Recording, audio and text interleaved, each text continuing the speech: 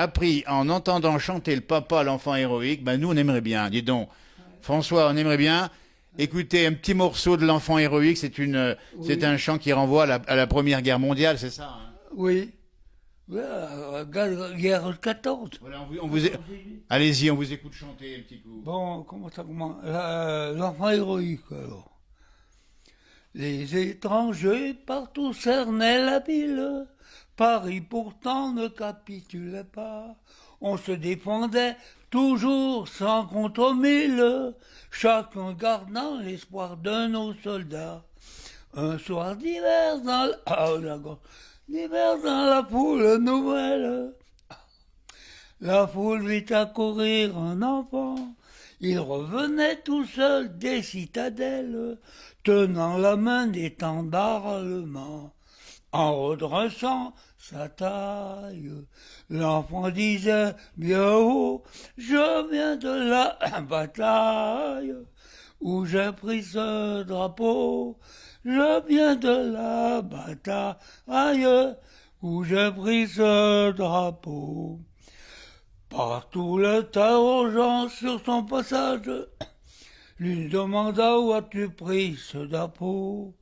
Dans la mêlée au milieu du carnage, où plus d'un brave a trouvé son tombeau.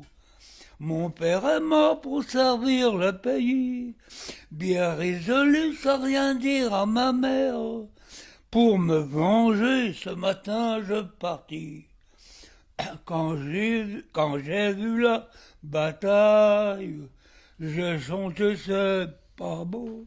Et malgré les mitrailles, j'ai guetté ce drapeau. Et malgré les mitrailles, j'ai guetté ce drapeau. Le chef me dit, veux-tu que je t'engage? Tu marcheras parmi les plus vaillants. Puis il reprit, dis-moi quel est ton âge? Et de ton Pierre, je lui réponds 16 ans. Je veux servir notre France chérie, mais laissez-moi sortir un seul instant, car ce drapeau que j'offre à la patrie, je voudrais bien le montrer à maman.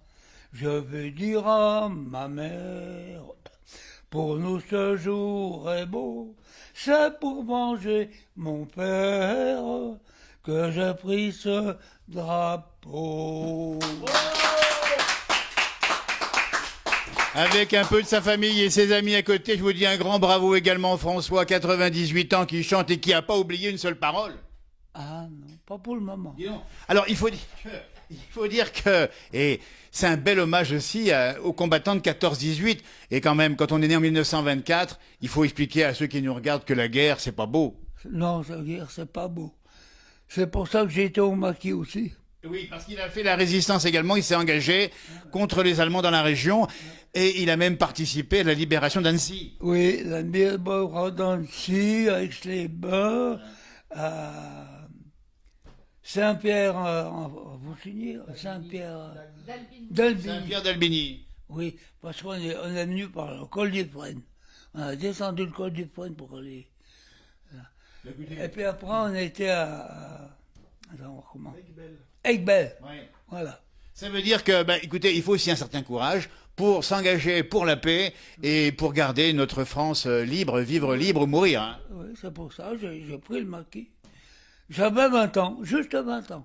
Comment on peut prendre le maquis à 20 ans, dites donc, il faut croire à ces idées de On liberté. était plusieurs de Poissy, on était bien, pas loin d'une dizaine qu'on est partis ensemble. Alors, on s'est réunis au village de Macuilly, là. Après, on est descendu, on a passé par Chamontet, vous connaissez pas trop. Chamontet, puis on est monté par Ferrières.